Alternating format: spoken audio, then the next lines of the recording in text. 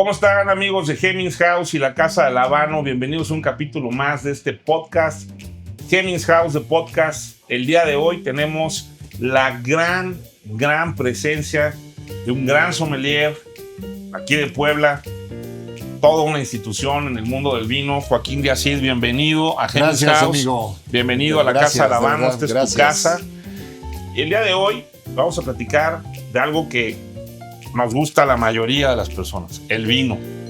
Toda una cultura. Aquí, como saben, siempre hemos querido transmitir cultura, que la gente aprenda, y hoy va a ser un gran día para eso. No sin antes pedirles, por favor, que nos sigan en nuestras redes sociales, Hemmings House en Instagram, La Casa del Habano Puebla en Instagram, nuestro canal de YouTube. Suscríbanse, por favor, ahí en la campanita para que les llegue la suscripción. Hemmings House de Podcast. Acuérdense también Top Shell, que siempre está con nosotros en la parte digital. Nuestro amigo Joaquín de Asís. ¿Cuál es tu cuenta? Sommelier Joaquín de Asís en todos lados. También YouTube, Facebook, Instagram. Muchos seguidores, Joaquín, por cierto. Algo. Nos da algo de envidia esa parte. Oigan, algo.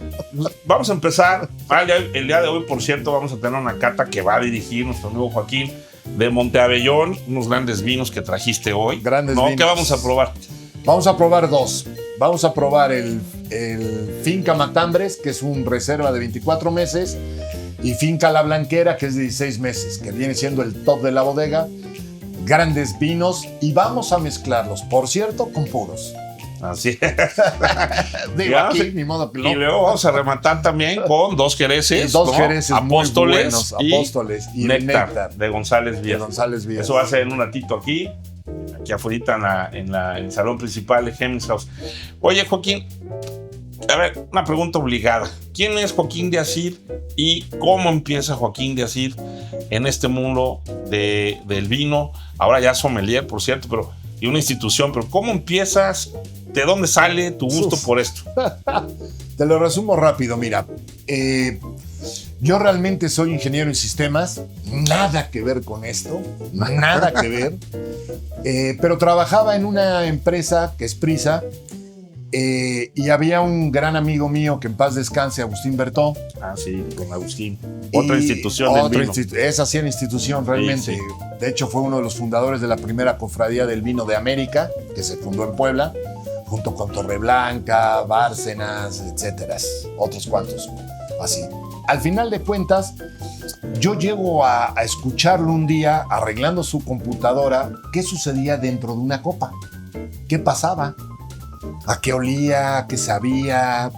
¿Qué acidez tenía? ¿Qué no acidez? ¿Si tenía dulzor? ¿Si no tenía dulzor?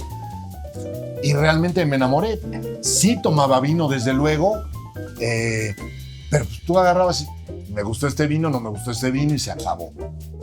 Pero no sabías ni por qué no te gustó ni nada de eso. Y este señor me empieza a enseñar precisamente qué pasaba dentro de una copa. Y me enamoro. Y él agarra y me invita precisamente a estudiar sommelería. Todavía me acuerdo perfectamente sus palabras. Tienes aptitud y actitud. ¿Por qué no estudias? Dije, don Agus, ¿por qué no? Tienes razón. Digo, vamos que me va a costar una lana, cabrón, porque en esa época, te estoy hablando hace 24 años, pues no existía nada de internet. O sea, no ha evolucionado esto muchísimo. Pero no podías buscar realmente qué pasaba. Entonces yo dije, pues mira, me tengo que ir o a California o a Europa, ya sea en España o en Francia, a estudiar esto. Y no tengo ni tiempo ni dinero para hacerlo. Me dice, no, hombre, en México seguro hay algo. Y él me invita a buscar precisamente, de hecho no existía Google, era Yahoo. Uh-huh. Y a través de Yahoo encuentro la Asociación Mexicana de Sommeliers, pero nada más venía un teléfono. Llamo a ese teléfono, me contesta la Universidad del Valle de México, que era donde estaba la sede de los sommeliers, de la asociación,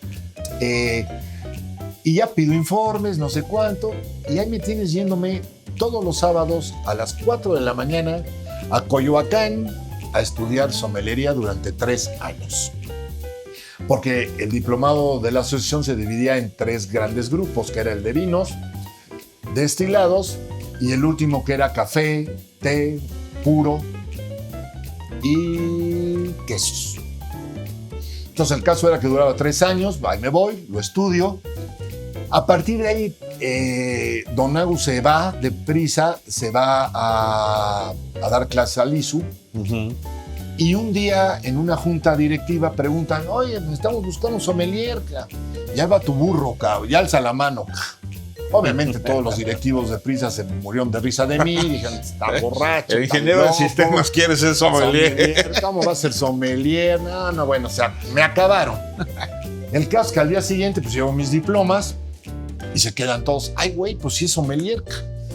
Y a partir de ahí cambié mi oficina, que estaba en el head coach de Prisa, pues me mandan a la tienda y a partir de ahí hace 23 años o 22 años, pues mi oficina es la tienda. 23 años ya. Sí. Ahí lo pueden encontrar. Acá siempre lo pueden encontrar ahí en Prisa de la isla. De Angelópolis. No, sí. de la isla de Angelópolis. Sí. Donde ahí tenemos, por cierto, también Gemins Sí, tiene un una gran cava. unidor ahí. Una cava muy bonita. Una cava muy padre. Para Muy que bonita. puedan también por ahí. Oye, qué interesante historia. Sin duda, la cultura, todo lo que hay alrededor de la cultura del vino, el tabaco y todo el buen vivir, siempre tiene algo atrás. Siempre. ¿no? Pero para Siempre. mí, Joaquín, no sé si estás de acuerdo conmigo, el común denominador de todo esto es la pasión. Sí, ¿no? totalmente. Supongo que tú tienes pasión por el vino, eso fue lo que te movió por esto. Si no, no Totalmente. tendrías. Si no hubieras estaría estado en haciendo eso, ¿no? Ni Claro. te hubieras aventado a hacer esto. Desde luego. Igual que nosotros, pues lo que nos ha movido aquí con nosotros en Genius House, en la Casa Alabano, que siempre nos decían, oye, ¿cómo empezaron? Y es un poco la historia que tú dices.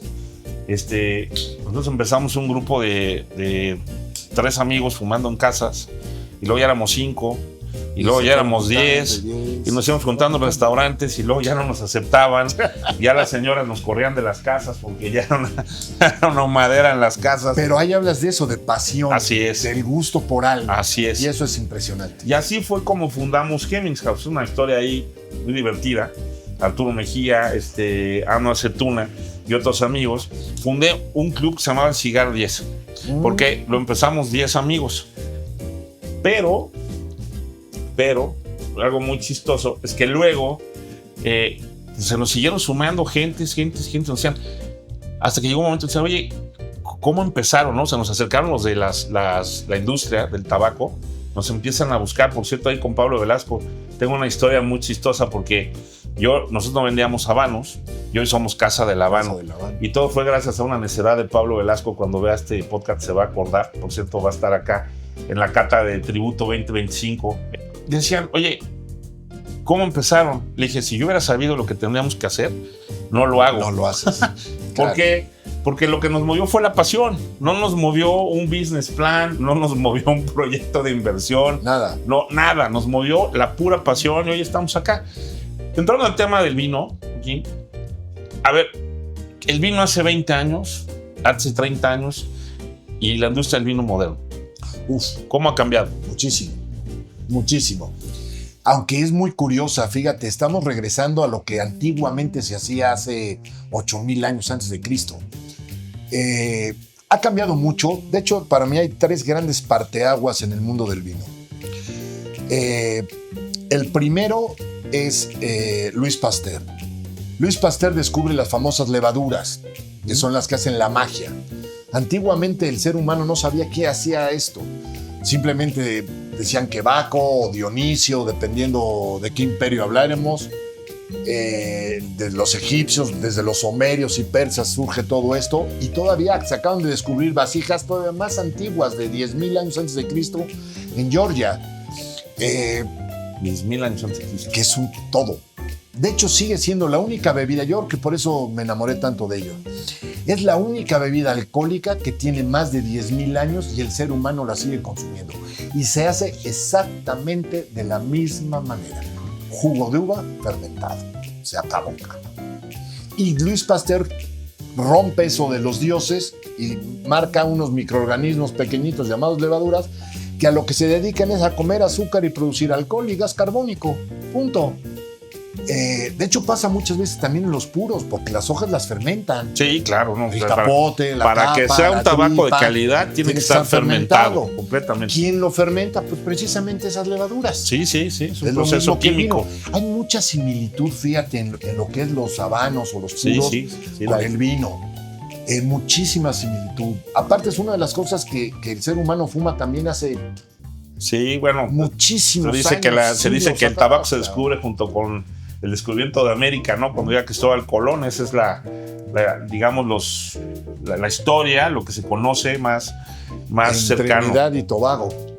De hecho, viene la palabra tabaco de Tobago. Fíjate que sí hay muchas similitudes, sobre todo en la época moderna, del vino y del tabaco. Sí, claro. Tú sabes que la palabra puro viene porque antes era puro tabaco de una región, ¿no? Hoy ya no hay un tabaco puro de una región, aunque hoy se habla del origen del tabaco, el lugar donde se tuerce, donde se fabrica, pero puede tener hojas de cualquier parte del mundo, bueno, donde se siembra tabaco. Y en el vino hoy pasa lo mismo, hay una tendencia a hacer blends, ¿no? Por ejemplo, con caldos que llevan de diferentes lugares, no necesariamente hecho en el país donde se fabricó. Y lo mismo pasa con el tabaco hoy en día, ¿no? Los puros tienen estas mezclas, ¿no? De tabacos de diferentes lugares. Así es. ¿Qué es eso? Es la tendencia, es lo que demanda la gente. Es porque hay una evolución natural para que la gente no se canse. ¿A qué le atribuyes esto, por cierto? Yo creo que es tendencia para que la gente no se canse, aunque tengamos en cuenta que también pasan los puros las denominaciones de origen, ¿no? Las denominaciones de origen sí está prohibido traer tabaco de otro lado o uva de otro lado. Pero los países que no tienen denominación de origen sí se permite. Mismo México, el principal productor de uva actualmente, pues podemos decir que es Baja California y Sonora. Todo el mundo diría, ¿cómo Sonora? Pues sí, Sonora tiene viñedo a lo bestia. Y muchas bodegas del centro de México se surten de uvas precisamente o de California o de Sonora. Entonces, eso también ayuda mucho, ¿no? Oye, pero ya en las denominaciones de origen sí es imposible. Y actualmente, para la gente que no sabe, se está sembrando, bueno, hay vids en Chihuahua, ¿no? Por supuesto, Coahuila, que ya es un terruño ahí muy conocido por la casa Madero, principalmente, ¿no? Sí, o vino de piedra, que fue también uno de los más famosos, que es Querétaro, Guanajuato, San Miguel de Allende, ya te venden un terreno con tus vids. Con tus viñedos, sí, tienes tu casa y alrededor tu viñedo. Claro. Puebla. Hablando de Puebla, se dice, no sé si es cierto, no sé si sea cierto, pero se dice que las primeras vids que se sembraron en Puebla, perdón, en México, es cierto, fueron en Puebla y fueron los franciscanos. Fueron los para franciscanos, hacer vino de consagrar, ¿no? ¿Sí? Aquí, y fue en la región de Atlisco. No. Hasta ahí lo tenía más. De hecho no era Puebla en ese entonces. Puebla llegaba a lo que era el Zócalo hasta las 5 o 7. Y a partir de la 9 ya era Cholula. Todo el mundo conoce, bueno, los que viven en Puebla, porque el podcast lo ve todo el mundo. Sí. En Puebla hay una zona, un barrio que se llama El Parral. Junto al Parral está lo que se llama, o conocemos como un parque que se llama el Paseo Bravo. Pues toda esa zona era viñedo. ¿Y por qué el Parral? Porque eran las parras de uvas, precisamente para producir vino de consagrar. Y sí, desde luego empieza con los franciscanos, porque los franciscanos son los primeros misioneros que llegan de España a México. Puebla, recordemos que es una ciudad, y se llama Puebla por poblar, que se funda por españoles para españoles. ¿Y por qué lo fundan? En un valle que se llamaba el Valle de Cuetlaxcuapan, que es donde las serpientes cambian de piel, porque pasan 3 grandes ríos, el San Francisco, el Atoyac y el Alceseca, y forman un triángulo. Entonces los españoles, nada tarados, ¿qué hicieron? Pues nos ponemos acá. Cualquier indígena que quiera venirnos a comer, pues tiene que nadar. Y entonces fue lo que hicieron. De hecho, por eso se conserva todavía en lo que es el Boulevard 5 de Mayo, uno de los puentes que cruzaban el San Francisco, el famoso Puente de Obando. El Puente de Obando.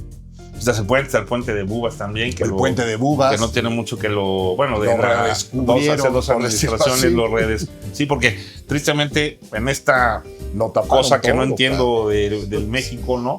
Tapamos todo. Todos los ríos hay que entubarlos en vez de tenerlos aire libre. Completamente contrario a lo que hacen todo pasa en Europa, lados. Pero bueno, o en Estados Unidos. Oye, antes de avanzar, les quiero platicar que lo que estamos fumando el día de hoy para acompañar este gran Jerez Néctar. Es un Pedro Jiménez buenísimo. ¿Ven el color? ¿No? Es oro negro. Esto, exactamente. De Jerez. Y este es un habano, ojalá te guste. Me encantó. Es un Saint Louis Rey. Me encantó. Hermoso, es un número 4, tola de galera. que tiene 48 de cepo por 127 de largo. Para mí es una de las joyitas escondidas de habanos, porque no es un habano muy comercial, o no es comercial de hecho. Les va a costar trabajo encontrarlo aquí, obviamente en la Casa del Habano lo tenemos. Pero si tú quieres probar algo con mucho sabor, esto es lo que tienes que fumar. Y además es una fumada riquísima de unos 50 minutos, deliciosa. Oye, ¿qué tiene que saber una persona que quiere entrar al mundo del vino? Una persona que llega y dice, oye, yo quiero empezar a familiarizarme con esto, pero llego a la tienda y veo pinche 1000 botellas. Un montón de botellas de vino. No sé por dónde empezar, me voy por la más cara, no le quiero gastar, me voy por la más barata. ¿Qué tiene que saber la gente para poder empezar en este mundo del vino? Yo creo que lo primero es que les quiera gustar o que les guste el tomar vino, ¿no? Es igual como el cigarro o el puro. Te tiene que gustar para empezar a entrar, ¿no? A mí se me hace, por ejemplo, ahorita te contesto lo de esto, pero es que el puro me fascina hablar de puro. Me parece muy buen puro, la verdad, San Luis Rey, me encantó, muy bueno. Para mí es delicioso. Delicioso. Y creo que para el Pedro Jiménez que estamos tomando va exquisito. Uh-huh. Primero eso. Ahora la otra es, váyanse a las uvas más básicas, sí, y empiecen con las más suaves y que no tengan barrica. Yo hablaría de un Merlot, un Tempranillo, un Shiraz, un Malbec sin barrica. ¿Qué significa que no tenga barrica para los que no saben de este? ¿Que tiene que ser un vino joven? Joven. Exacto. Que no pase con crianza de barrica, ¿va? Porque ya cuando pasa con crianza de barrica ya empezamos a complicarnos la vida. Entonces probemos primero vinos jóvenes, que sean frutales principalmente, ¿sí? Que lo aclaro, porque siempre me llega mucha gente y me dicen, quiero un vino dulcecito. Y pues un vino de postre, entonces. Como algo parecido a un néctar, porque el Jerez, ¿qué es el Jerez? Es un vino seco. Es que hay vinos, en Jerez hay vinos secos y hay vinos dulces, uh-huh, o semidulces. Pero donde quería llegar, perdón que te interrumpa, es que la gente no sabe que el Jerez es un vino. Ah, sí, no tienen idea. No, pero el Jerez es un vino al final, es un vino fortificado. Es un vino fortificado, generoso. Sí, y que, por cierto, es muy utilizado. Las barricas de estos Jerezes son muy utilizadas para los whiskies. Y son las más buscadas. Y son las más buscadas para... Así es. Son las más buscadas de los destilerías. Perdón que te interrumpí, pero creo que vale la pena ahí la anotación. Hombre, claro. Entonces yo empezaría con este tipo de vinos jóvenes y luego ir subiéndole un poquito a la barrica. A lo mejor ya tirarme a un roble que va de entre 5 y 8 meses. Luego ya me entraría en los crianzas, reservas, grandes reservas, ¿no? Pero yo empezaría con uvas básicas, que serían esas 4 principalmente, y jóvenes, para irle empezando a agarrar el gusto al vino, ¿sí? Totalmente de acuerdo. Como buenos mexicanos siempre confundimos lo afrutado de un vino con el dulzor de un vino. Y no tiene nada que ver, ¿sí? El dulzor de un vino siempre se va a quedar en la punta de la lengua. Lo afrutado lo vas a sentir en toda la boca, ¿sí? Y es lo que hay que empezar a sentir y empezar a diferenciar en los vinos, simplemente. Un tema que decimos siempre mucho a la gente para digamos, como parte de lo que queremos enseñar. Acuérdense que el sentido del gusto se divide en 4. No hay, estarás de acuerdo conmigo, no hay sabores, ¿no? Son 4 básicos. Lo demás son interpretaciones que le damos a lo que el cerebro percibe y hace una analogía con. Pero básicamente son ácido, amargo, dulce y salado. Es eso. Y siempre van a distinguir, como dice Joaquín, el dulzor en la punta de la lengua. ¿Ok? Lo contrario, el amargor en la parte de atrás. Estas cosas son muy básicas para que ustedes puedan irse moviendo un poco en cualquier destilado o vino, o hasta comida inclusive, que ustedes vayan probando. Y en los puros. Sí, en los mismos puros tienes precisamente esos sabores. Sí. Entonces también en los puros. La boca es muy tonta en ese sentido y solamente percibe esas 4 cosas. Así es. Ya la conjunción de la boca con la parte del retronasal, tengamos idea que donde termina la lengüita hay un hueco donde se juntan los oídos, la garganta y la boca y la nariz. Eso es lo que llamamos nosotros el famoso retroolfato. A partir de ahí es donde entonces nuestro cerebro empieza a recordar sabores. Así es. ¿Sí? Si tú pruebas una fresa, tú vas a decir, pues, sabe a fresa. No es cierto. No. O sabe dulce, ácida, amarga. Fresa es el nombre que tú le pones porque lo tienes en el cerebro. Porque es la imagen. Tu cerebro te recuerda exactamente a una fresa. Sí, sí, por eso cuando dicen sabe a madera. No, no. Cuando hemos probado la madera. La madera es astringente, o sea, simplemente. A tierra mojada. Sí la has probado, pero sabe a astringente, simplemente. Sí. Y yo me acuerdo de chico cuando mordías los lápices, que mordías el grafito, que es con lo que pinta la madera. Hay un montón de vinos que se pueden explicar de esa forma, inclusive puros que se pueden explicar de esa forma. Así es. Ese aroma a madera, a grafito, pues sí, se puede explicar porque tu memoria olfativa te recuerda eso. Pero el sabor o es ácido, dulce, salado y amargo. Se acabó. Así es. Hay un quinto sabor que es todo un tratado que hace un japonés. Sí. Que para mi gusto es la conjunción de esos cuatro sabores, que es el famoso umami. ¿No? Exacto. Traducción literal, sabroso. Que es como la explosión de todo, de los cuatro sabores. De los cuatro sabores, correcto. Simplemente. Oye, entonces podríamos, para ir tratar de aterrizarle a la gente que nos ve. Cuando hablas de un vino joven, es un vino que no tiene, casi barrica. Entonces, no tiene barrica. Cuando ustedes ven una botella, no va a decir ni roble, ni crianza, ni reserva, ni gran reserva. Que de hecho ese sería, digamos, los pasos, ¿no? Roble sería menos barrica, crianza, un poquito más barrica, sin entrar en detalles de añadas, porque eso ya es más complicado para empezar. Y luego reserva y gran reserva. Ahora, la pregunta del siempre. ¿Los vinos caros son los mejores? No. Claro que no. ¿Qué nos puedes decir de eso? Claro que no. Yo creo que pasa con los puros. Yo creo que pasa con los puros y los habanos. Exactamente. No necesariamente el más caro es el mejor. No. No, mira, a partir tú me preguntabas hace rato de la calidad de los vinos de hace 20 años para acá. Que yo te dije un parteaguas que era Louis Pasteur. Ya después fue la técnica de cómo se elabora, ¿no? Principalmente se incorpora el acero inoxidable.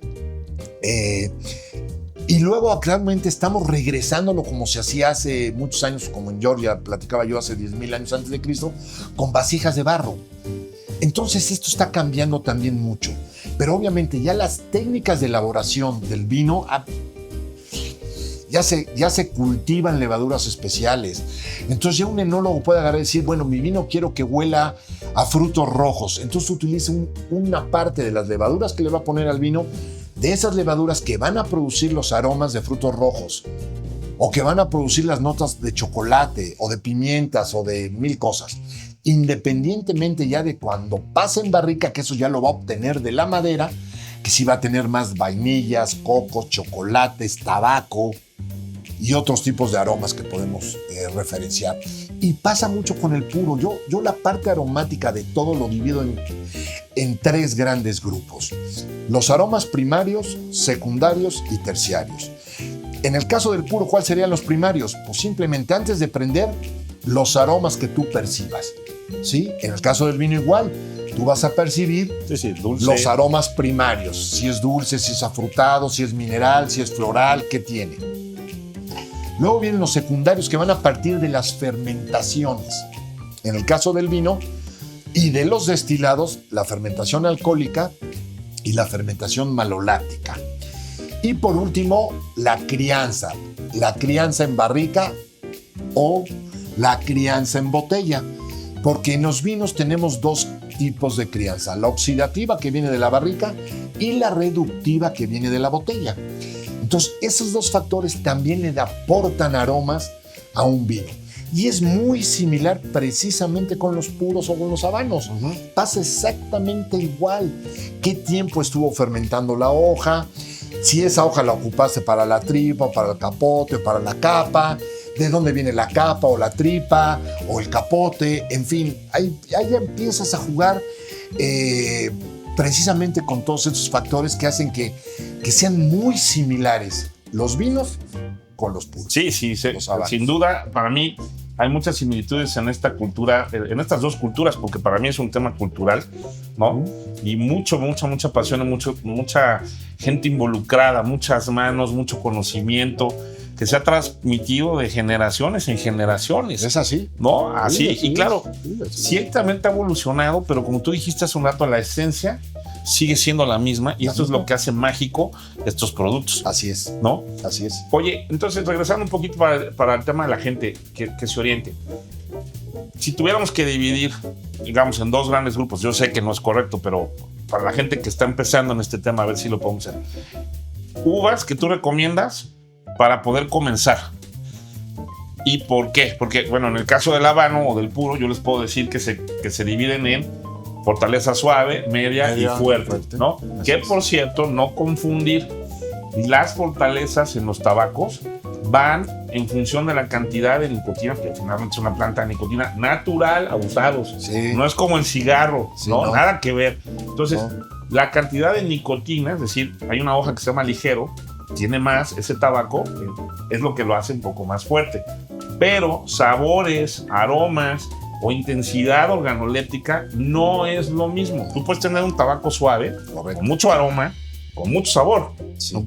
Correcto. Es la cantidad de nicotina que contiene esas hojas la que le da la fortaleza. En el vino hablamos posiblemente de taninos, Sí. ¿no? Sí, sí. O una analogía puede ser los taninos, que Sí. son los que normalmente la gente siente un poco más cuando no está acostumbrada. Entonces, si tuviéramos que dividir esos dos grupos, ¿con qué uvas nos iríamos para empezar y cuáles son para gente más? Sí.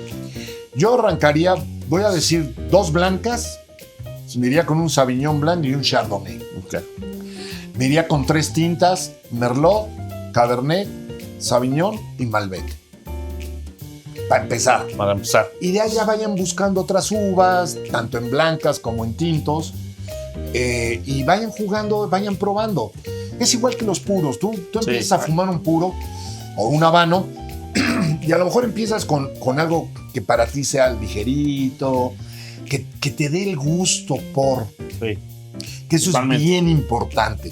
Y cuando tú agarras el gusto por, lo siento, estás perdido. Bienvenido a mi mundo. Hay otra similitud también muy importante entre el tabaco, el mundo de los puros, los habanos, con el vino, y es el terroir. Sí, mucho. ¿No? Es decir, Mucho. el concepto del terroir es bien interesante porque fíjense, No, es fundamental. tenemos variedades de uvas, como tenemos variedades de plantas de tabaco. Pero esas variedades de uvas o esas variedades de plantas de tabaco sembradas en diferentes lugares del mundo, con esos microclimas y con esos climas alrededor, van a dar un producto diferente. Es decir, nos van a dar sabores diferentes, aromas diferentes, ¿no?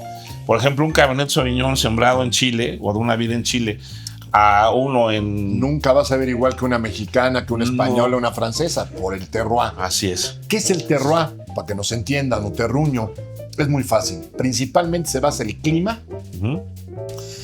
principalmente el suelo, El suelo. porque hay diferentes tipos de suelos, ¿sí? Igual que pasa con el tabaco, la poda, el marco de siembra, la orientación de la planta, El sol, el hasta tiempo el sol. sol, en fin. Todos esos factores es lo que hacen el terruño o terroir. Y eso hace que cambie radicalmente Completamente. un producto. Completamente. Una uva, un Fíjate que tabaco. hay gente que dice, oye, yo soy de habano 100% y he intentado fumar puros y son muy buenos de otros lados, Nicaragua y demás. Bueno, pues yo digo que Cuba fue bendecido, ¿no? Con esos climas, con esos microclimas, con ese suelo que se han llevado semilla de Cuba, como A sea que otros se la haya países. llevado a otro lugar y no sabe igual. igual. Y lo mismo pasa con las uvas, Sí, sí, igual. ¿no? Y con el café, y lo mismo. Exactamente, y con el café. Lo Son mismo. productos naturales donde... Y son mundos muy similares, aparte. Muy. Pero es la magia. Es la magia. Es la magia alrededor de esto, ¿no? Entonces, Es la magia. esto que nos lleva a hacer una recomendación que yo siempre digo con los productos habanos. Prueben todo. Sí, No tengan miedo de probar, sí, ¿no? pero hagan memoria de qué prueban. Eso es bien importante para que lo puedan disfrutar. Si ustedes toman, ¿no? Y no hacen una memoria, no pueden registrar qué les gustó, qué les cayó mejor, qué les gusta más, las Totalmente diferencias de de un acuerdo. lugar a otro. Creo que eso es bien importante que lo hagan. Y obviamente, si pueden ir a una cata de Joaquín, pues van a aprender muchísimo más, ¿no? Joaquín, ahora, regresando al tema del precio de los vinos, que decíamos que no siempre lo más caro, pero hay una guía, ¿no? ¿Podemos tener una guía o no? ¿O tú qué opinas? Yo las guías no me gustan mucho porque es la opinión de un tipo o de un grupo de personas. Hombre, que son expertas en el tema, ¿no? Desde luego. Pero es su opinión. Yo he probado vinos de 98 puntos Parker o 94 puntos Peniel. ¿Qué son 98 puntos Parker? Tú valoras un vino de 0 a 100, ¿sí? Y en base a esos puntos o a esa cata que hace un grupo, dicen, para mí, por decir algo, Montavellón, la blanquera es de 94 puntos. Pero a lo mejor tú lo pruebas y vas a decir, ustedes están locos, este es de 98. Sí, o al revés, no llegó ni a 90. Pero ya entra en la parte subjetiva, que pasa igual con los puros y los habanos o con cualquier vino, en la parte subjetiva de tu gusto, ¿sí? Y en gustos, siempre lo he dicho, colores del arco iris. Entonces, muchas veces me han preguntado, pues bueno, a ver, ¿cuál es tu vino favorito? O yo te preguntaría, ahora te cambio la entrevista. No. ¿Cuál es tu habano o tu puro favorito? Muy difícil. Y a lo mejor tienes un montón. Muy difícil. Y te voy a decir, para mí la magia de estos productos, la magia de esta cultura, está en que es como los individuos.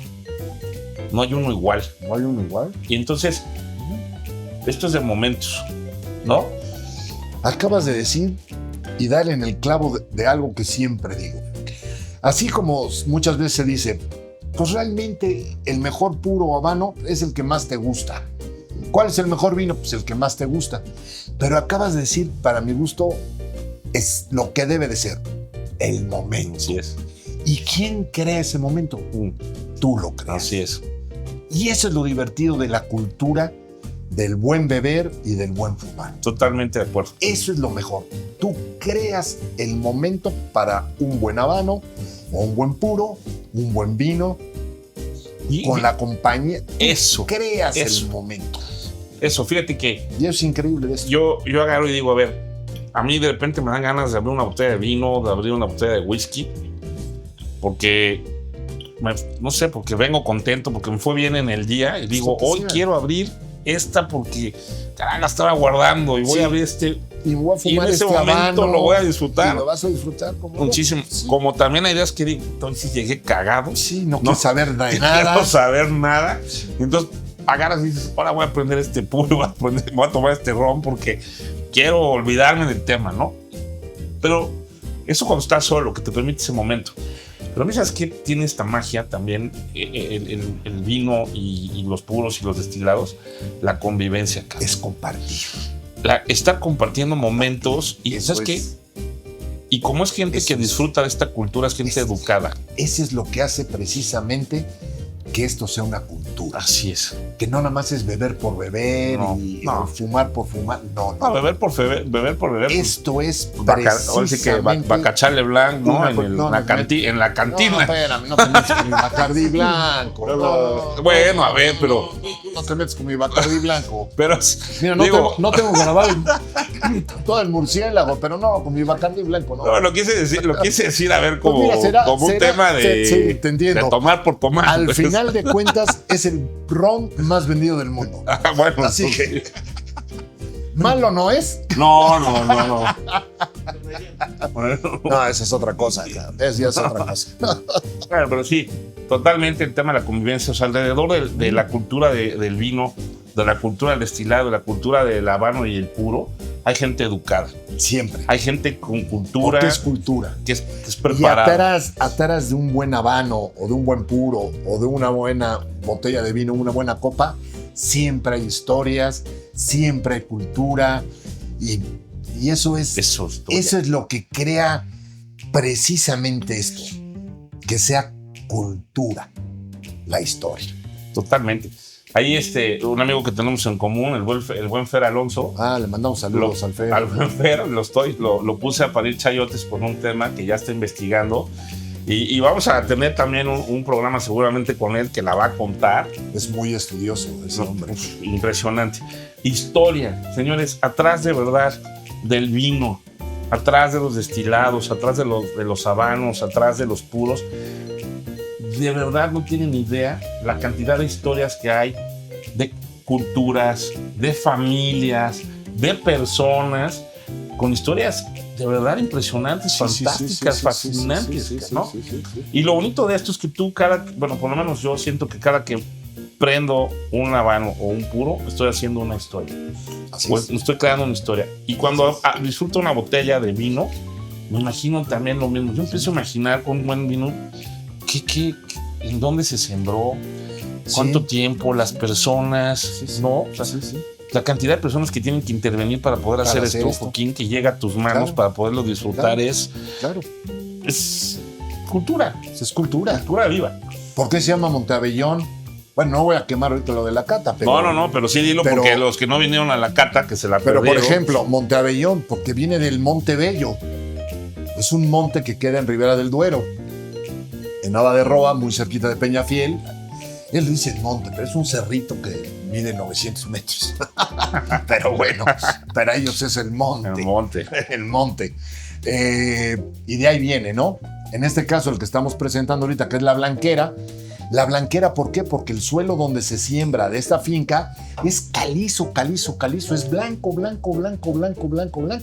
Y de ahí por eso el nombre de Finca La Blanquera y Monteabellón, ¿no? Oye, muy rápido, perdón que te interrumpa, ¿sí? Que ya se nos está acabando el tiempo, pero por lo menos de España. Otro día vamos a poder hablar, no nos da tiempo de meter todo en un solo capítulo, la verdad, pero Ribera del Duero, ¿tiene o no tiene denominación de origen? No. No tiene denominación de origen. Bueno, sí es denominación de origen, perdón. Es denominación de origen, queda en la región de Castilla-León, donde hay varias denominaciones de origen, como Ribera del Duero, Toro, Cigales, en fin, Rueda. Pero sí es una denominación de origen. ¿Qué es una denominación de origen? Es un área geográfica limitada con características únicas y diferentes a cualquier otro producto que se elabore dentro de esa limitación geográfica que existe.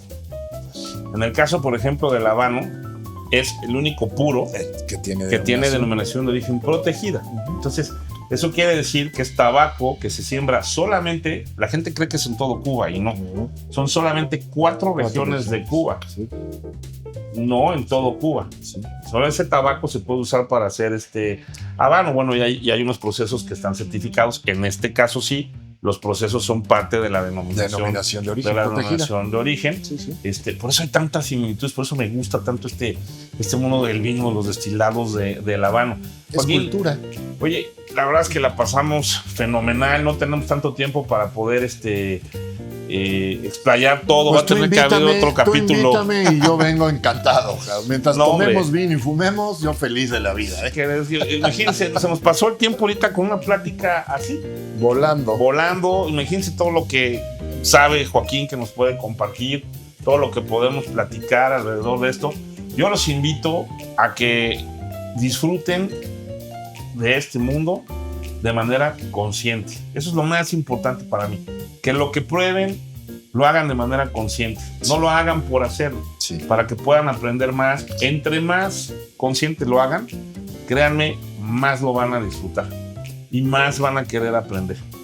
Y este mundo es fascinante. Y otra vez, por favor, síganos en nuestras redes sociales. @Hemingshouse, @LCDH Pue, la Casa del Habano. En nuestro canal de YouTube, donde van a poder ver el capítulo completo, Hemingshouse de Podcast. Por favor, suscríbanse ahí para que les llegue los recordatorios, las cuentas de Joaquín. Sommelier Joaquín Díaz-Cid en YouTube, Instagram y Facebook. Y seguro tendremos una segunda visita de Joaquín aquí para ya poder me está seguir. Limitando, tercera, cuarta o quinta, pero bueno, no me limites. Vamos ahorita a la cata de acá. No, Joaquín, esta es tu casa. Gracias, siempre, hermano. La verdad es que es un honor tenerte aquí con nosotros. Gracias. Eres bienvenido siempre. Y pues muchas gracias. Hasta la próxima. No se olviden, suscríbanse a nuestros canales, por favor, y redes sociales. Recuerden, esto es cultura y todo con moderación. Así es. Salud. Salud.